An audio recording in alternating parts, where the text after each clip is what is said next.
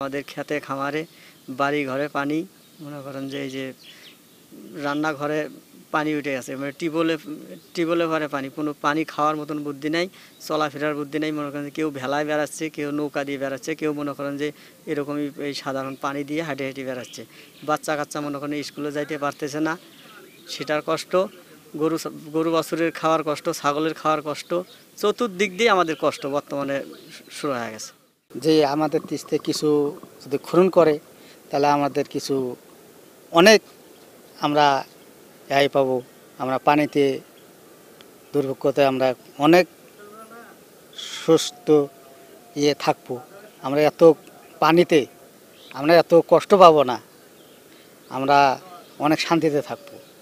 তিস্তা খনন হলে আমরা তো জানি এই এত পানি আমাদের তিস্তাতে হবে না।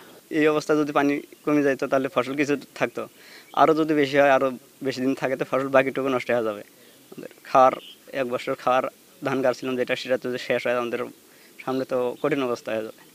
হঠাৎ করে পানি হওয়াতে এরকম অনেক ক্ষতি হয়ে যাবে আমাদের।